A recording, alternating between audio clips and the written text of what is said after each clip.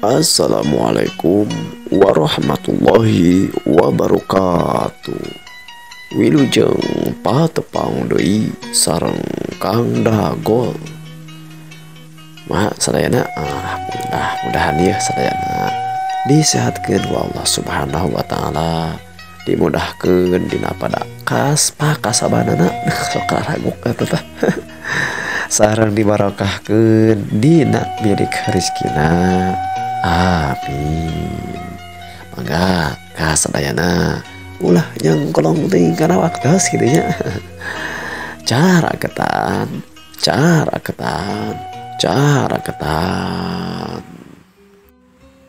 Dongeng tilu jawara bagian ka 38.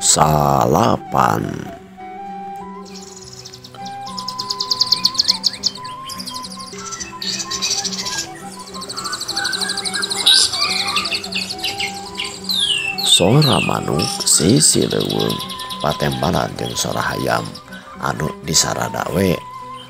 Jika pating patarembalan jeung tadi sora manuk. Kampung-kampung anu kaliwatan ku si Jalu jeung si Boled. Satuluina si Jalu jeung si Boled nepi weh ka tempat anu dituju nyaeta hiji dayeuh atawa kota sisi basisir ka laut kidul. Tapi ieu kota teh henteu bisa disebut kota anu gede, teu bisa oge disebut kota anu leutik, sedeng we. Malahan mah kadipaten ge cenah teh masih keneh wewengkon kadipaten dayeuh luhur ngan cenah mah cabangna ti dayeuh luhur. Lamun di sorang mah ti eta kota atawa dayeuh basisir teh. Lamun make kuda mah kudu kana sapoena cenah make kuda ngagunakeun jalan jajahan. Si Jalu jeung si Boled tungtung mah nepi weh ka tempat anu dimaksud teh nyaeta ka pasar. Sakumaha geus dirarancang samemehna. Ieu si Boled jeung si Jalu tuluy ngadagangkeun barang-barang anu kira-kira payu di pasar heula. Malahan mah tika ampir tengah poe panon poe oge geus hampir panon poe ge geus lingsir ngulon kira-kira maju ke asar. Dagangan anak karasana teh masih keneh loba. Kadenge si Boled nyarita, "Kang, aya ku hantu nya rupa-rupa kitunya. Kamari-kamari mah urang dagang ti dieu teh geuningan. Menikah asa payu pisan, tapi ayeuna mah menikah aduh asa ti iseun nya Kang." Kadenge satuluyna si Jalu nyarita, "Ih, buhan Boled, nya eta kuring oge jadi bingung ieu teh nya. Deuh, tapi katingali mana kata katingali nama gitu tah. Nu sajen oge dagang teh sarua jiga ti iseun malaman tuh. Si Mamang nu itu mah jiga nunutan we tuh. Jeung deui heueuh. Komo ayeuna mah geus kabeurangnakeun. Nah, keur tadi teh urang teh kaberangan gitu. Anu rek ka parasar teh ngadon geus baralik tah. Nah, nya tapi nama sabab urang teh nepi ka dieu teh jika nama geus haneut moyan rek tadi teh nya Kang nya. Buah-buah geus baralik deui kitu tah anu baralanya teh nya Kang. Are ayeuna rek kumaha atuh Kang tah?" Saperti anu tadi ku urang dirancang gitu dibangkongkeun. Ayeuna mah urang ka itu atuh tuh. Urang ka sudagar di palebah-palabuhan sugan we aya nu daek ngaborongkeun tah ieu utamana mah ieu kana barang-barang biasa ieu disebutkeun palawija atawa naonnya rampah-rampah teh sugan we oda kamari oge geuningan 2 kali kadinya sok aya wae banar-banar tah anu ngaborong kana dagangan. Nya Kang hayu atuh meungpeung rada barang keneh supaya pas poekeun teh engke geus poek teh urang bisa jong-jong kitu tah tong bating barang dagangan anu kudu dibawa tatanggung. Ieu mah kudu tanggung keneh ieu. Sababna loba keneh Kang. Paling kerak hiji 2 3 4 5 6 ya Kang nya. Ieu mah sok dipapanjangkeun. Hayu atuh Kang. Hayu. Satuluina si Jalu jeung si Bolet teh beberes weh meresan kana barang-barang daganganana. Dina kaayaan saperti kitu, satuluina nyamperkeun hiji jalma bapak-bapak, malahan mah mana teh keur nanggung kana barang dagangana oge. Sangrupaning saperti kalapa, malahan mah katempo boga tawa mawa barang-barang nu sejena. Satuluina si bapak eta teh cumarita. Ih, Ujang, nah jika keur diberesan arek minah ka mana dagang teh? Nyaeta atuh mang, ceuk si Jalu bari tetep manehna rada teu ngareret sabab manehna keur kagok cenah beberes teh. Di dieu mah jiga atos tiiseun nya kuring teh aya karap arek di sugan ka itu tuh disetorkeun ka palabuhan. Kamari mah da sok aya nu ngaborong di palih dinya teh. Kitu cenah jawabna si Jalu. Ih, bisi Ujang arek penasaran mah coba tempo ka ditu. Tapi lamun Ujang arek percaya mah mamang oge geus ti dinya. Cunggan we cing teh aya nu ngaborong tah utamana mah ieu tah cengkeh ujung pala ieu mah da ngahaja. Sok aya anu pesen tapi jika keur tiiseun di palabuhan oge malam mah ku bapa ditaros-taroskeun teh cenah teh banar-banar jeung tangkulakna oge ngeusuwung cenah tah. Arareueuh aya kana saminguna cenah Jang. Ngadenge carita teh si bapak saperti kitu, satuluina si Jalu jeung si Bolet ngeureunkeun kana pagaweanana keur mah keur ngan ukur tinggal ngaregeyeng nanggung katamah-tamah ngadenge beja anu ngagetkeun cenah teh di palabuhan teu aya banar atawa tangkulak. Satuluina si Jalu bari nempok neuteup ka eta si bapak nyarita deui. Ih Kang, anu leres ieu teh. Ih Ujang, cek bapak ge ari teu percaya mah mangga wae parios ka ditu. Tapi da duka tah da beja anu beunang ku bapak bieu mah saperti kitu. Kadenge si Bolet nyarita. Ah Kang, kieu we atuh Kang. Akang mah ti dieu heula we antosan kuring arek kabah ditu dah teu lila ieu jeung ari lengoh mah cok babari meureunna tah moal bari capek urang permanakeun heula ku kuring. Lamun kira-kira aya ke urang tanggung bawa ka ditu, lamun teu aya mah meureunnan urang bawa deui we atuh nya ka warung tah Kang kumaha kitu cenah ceuk si Bolet teh. Nya ari kuring mah satuju-satuju wae. Lamun kitu mah ari bapak nah arek mulai deui atawa arek ngantosan kumaha Pak? Ceuk si Jalu. Hari bapak mah da nyanak barang nage barang anu istilah nama awet di babawana. Lamun teh mah isukan atawa pageto can aya keneh banarnya arek diiderkeun we ka lemur kitu tah. Da saperti kalapa atawa nu kararieum mah bumbu-bumbu sok payu ka lemur-lemur oge. Aya we kitu tah sanajan bangun masuk saeutik jeung bakal rada tanggal. Jeung di ayeuna mah arek ngarereb heula we ka dinya tah ka warung sugan tah di jero pasar da sok aya langganan tempat ngarereb mamang kitu cenah ceuk si bapak tukang dagang teh. Kadenge si Jalu kadenge si Bolet cumarita.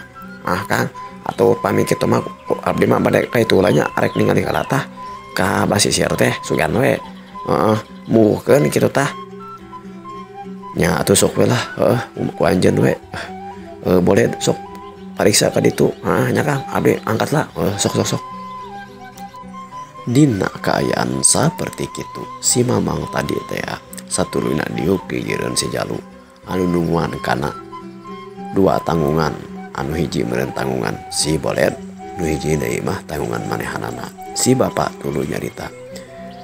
Ujang, katingalina mah Ujang teh jiga mawa ieu mah sayuran dengan sangu jika anu teu pati jauh hari kieu mah lemur teh.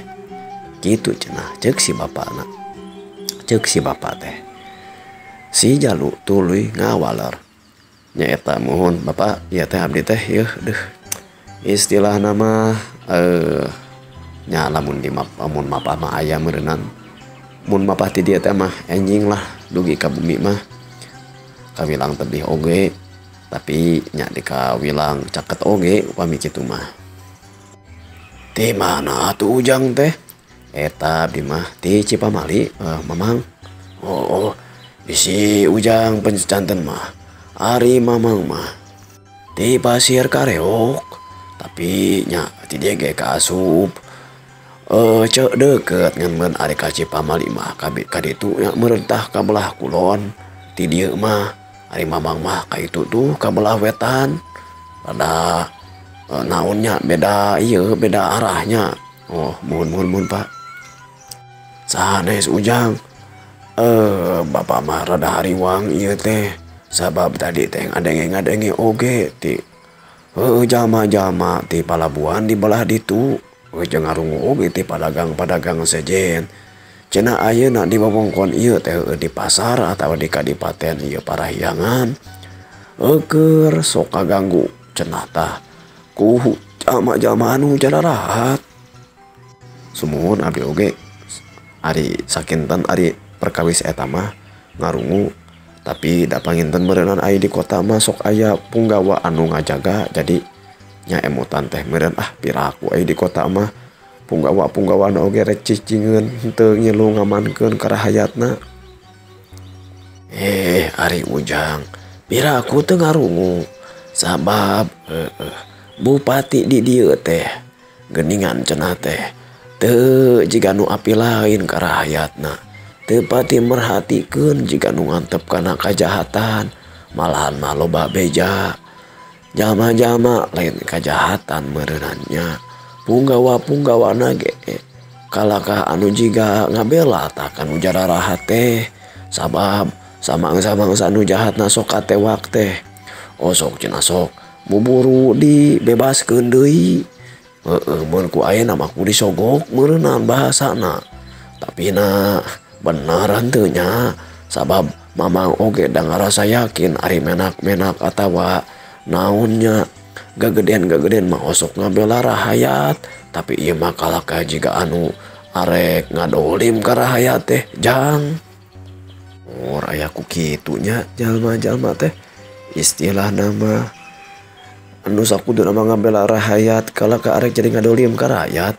Tah mantakan oge bapak teh sabenerna mah ayeuna jadi rada ringrang Jang teh.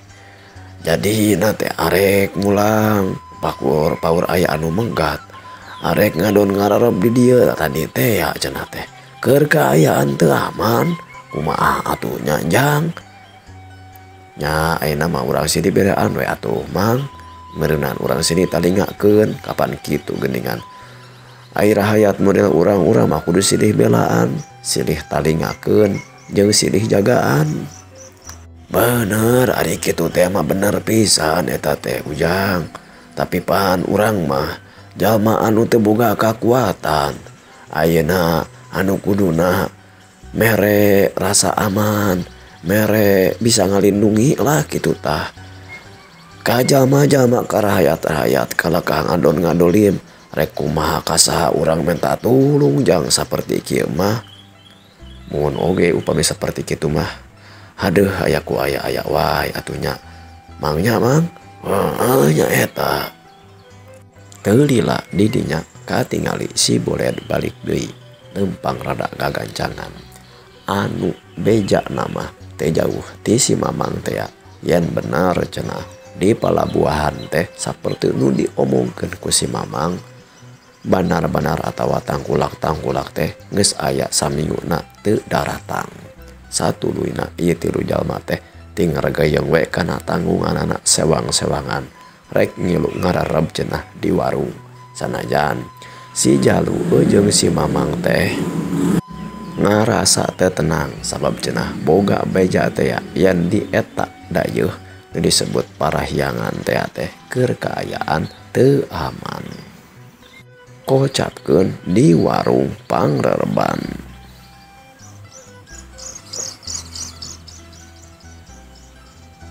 Samang-samangsa geus sariak layung.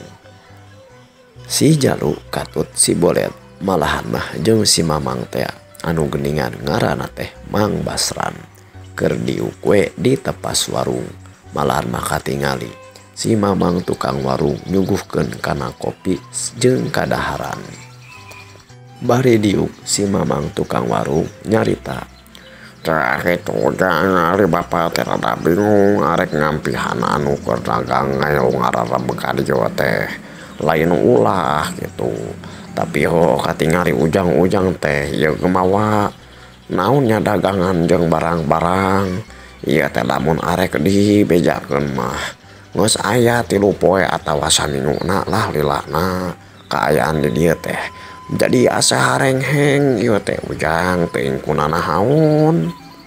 Nya maksud teh ari dina palebah ngarareb mah komo naon saha jalmana anu dagang atawa anu ngawarung aya anu istilah manu ngalanganan kitu tah dararatang arek meuli kadaharan di dieu saha nu teu bungah. Tapi mamang teh bisa ngajamin kana kasalamatan ujang-ujang. Lain arek tuh ieu deui nya teu mikanya ujang-ujang sarerea teh. Tapi dadak kumaha atuhnya istilahna mah arek bebeja kapunggawa oge di dieu kalakah. Istilahna mah teu bisa ngabantuan teu bisa jadi pakumaha. Jadi bingung mamang oge. Kadang-kadang kalan-kalan bakal ditagih cenah uang keamanan. Nya ari ujang gaduh acis mah kitu tah jang nyawa punggawa supaya jang ngamankeun di dieu. Nya sae pisan pami kitu mah saperti ku mamang tadi dicarioskeun supaya ujang ngalarebna oge jongjon. Satuluyna si Jalu nyarita, "Sanes mamang, abdi teh da sanes sakali 2 kali ka dieu teh. Beureunan aya ka 3 kalina ayeuna. Nu kamari mah asa aman wae nya saleresna mah aya panginten 2 minggon kalangkung mah atawa 10 dintenna lah. Ti ayeuna teh kurarasaan mah asa aman-aman wae. Malahan mah punggawa atawa nu ngajaga di dieu teh teu kudu urang mayar deui. Ieu mah kudu make mayar deui nya mamangnya." Eta ujang cek bapak oge tadi. Ayeuna teh jika nu naon jika keur aya anu harengheng model kieu ari alasanna mah punggawa teh cenah keur sibuk ngamankeun di ditu di kadipaten. Jadi lamun aya padagang atau jang ngamankeun rahayat-rahayat samodel urang mah kudu nyawa jalma sejen sabab manehna ge teh kurang-kurang cenah pagawean mah kitu tah. Nah seperti kitu aya naon atuh saleresna di dieu teh kitu cenah ceuk si Jalu. Ari anu karung ku mamang mah meureunan aya ku 2 jeung ku 3 tah sarupana nyaeta. Cenah teh aya naon kitu tah paguron-paguron anyar padepokan tuh di belah kaler keur sumarambah ka dieu geus kadayeuh. Osok kitu we cacaremad pulang paling jeung puak pauk katamih-tamih meureunan aya 3 poe ti ayeuna mah meureun tah ka tukang aya cenah jalma anu bisa jalma anu make seuneu kitu atawa hurung osok ngaganggu ka jalma-jalma ari eta mah henteu ari pulang paling cacaremad puak pauk mah ngan kitu eta mah tah osok newakan jalma teh puguh-puguh ngadon di pararaehan mah di paehan kitu tah. Tapi na teh puguh saban-saban aya jalma nu ramprang we kitu tah ngasurup panon poe komo geus sarereh budak komo sarereh kolot kitu tah. Osok dah tinggal eta we tinggal jasadna ngabubungkang di jalan jeung desok loba aya naon tatuna teh tutung kitu. Kadenge Mang Basran si mamang tukang dagang teh satuluyna nyarita, bener pisan abah warung kuring oge geus ngadenge nu model kitu teh nya ari saja aris sugan teh beja ngan ukur beja jeung deah kulantaran butuh we jeung pikiran teh meureunan lamun payu mah moal kudu meakeun sapoe komo deui. Sugan teh kita di palabuhan teh teu nonnya araraya we sudagar atawa banar atawa tangkulak teh nu rek meuli dagangan jadi moal kudu papang jeung peuting. Tapi ari model kieu mah jadi ringrangnya ari ku barang-barang mah sabodo wae meureunna tah ngan ari palebah ku nyawa mah komo tika aya ngadenge dipateni atawa dipaehan model kitu mah kuring jadi ngilu hariwang ceuk Mang Basran.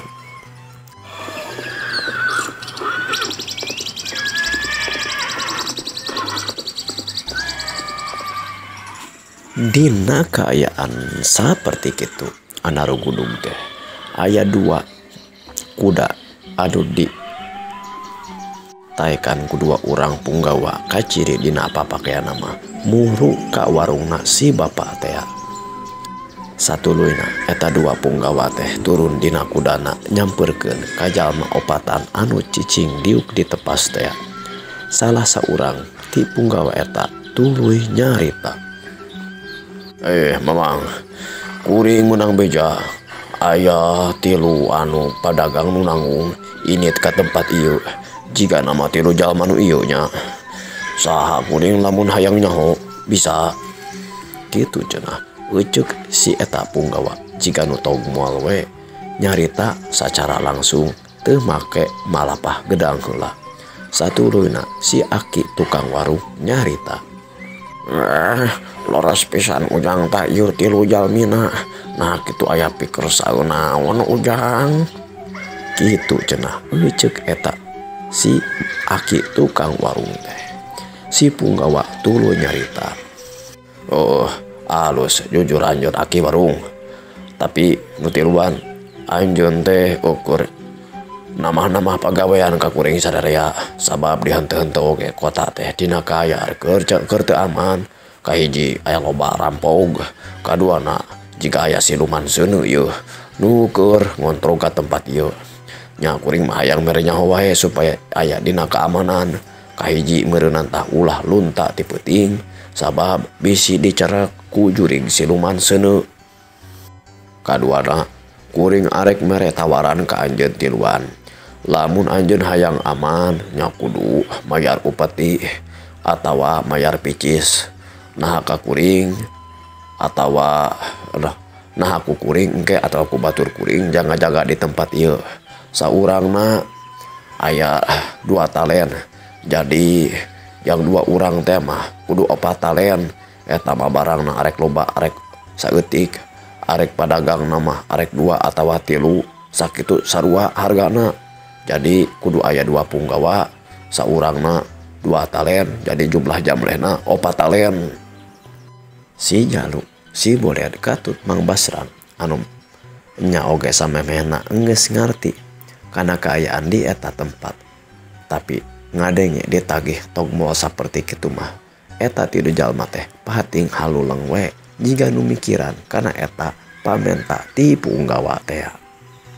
Sadar Mang Basran katut si Aki warung teu ngomong komo si Bolet mah satuluyna si Jalu ngawani-wani cumarita, punten Bapak Mamang punggawa.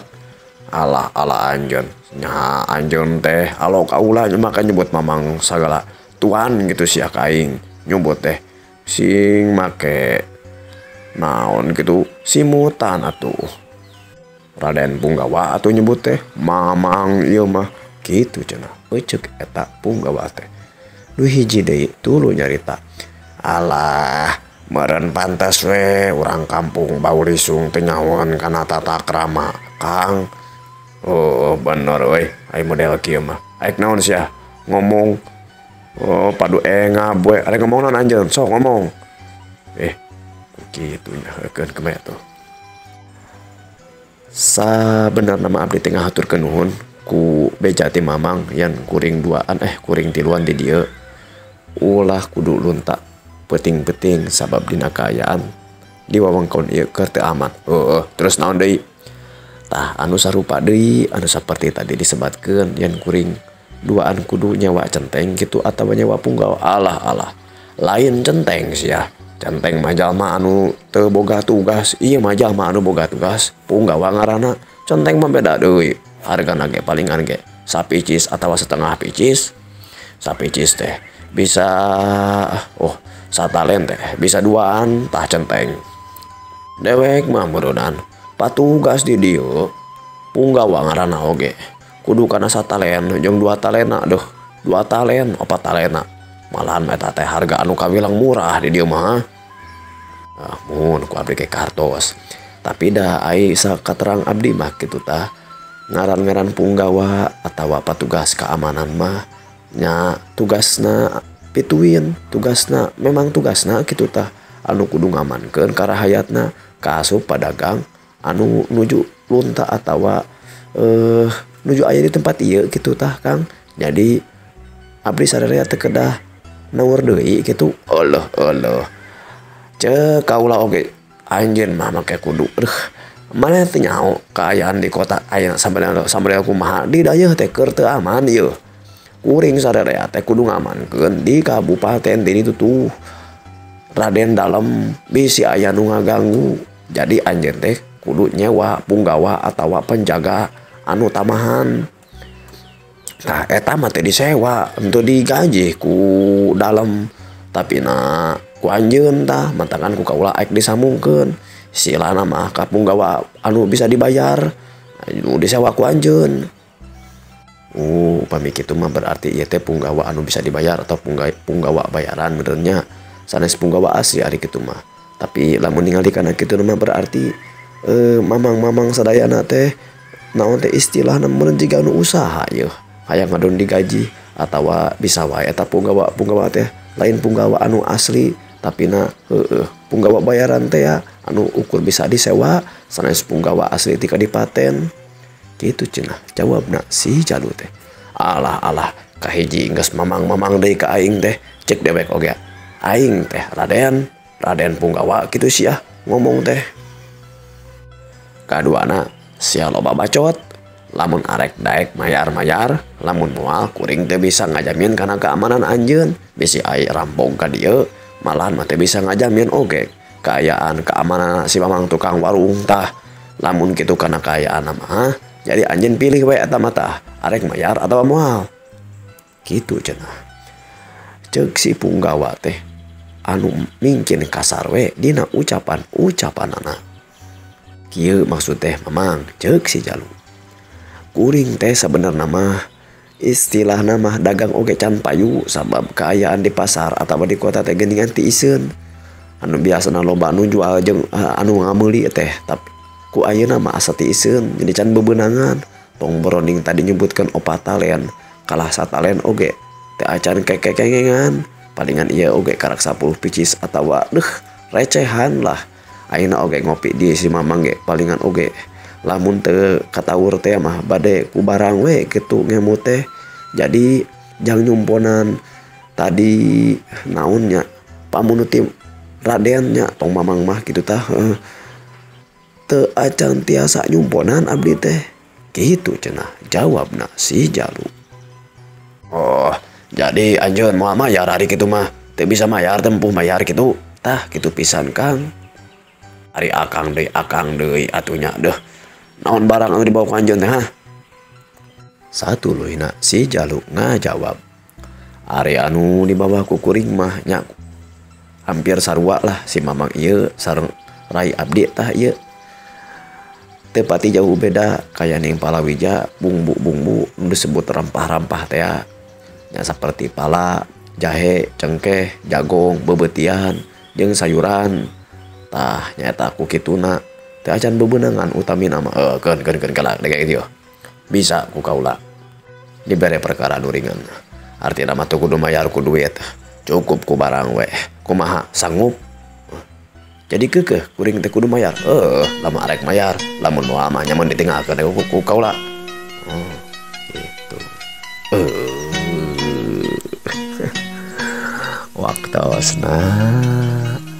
Waktosna parantos cekap kanggo episode nu ayeuna. Umayah lajengan cariosna can aya gelutan keneh wae cenah nya. Kamari atas ayahnya gelutanana cenah.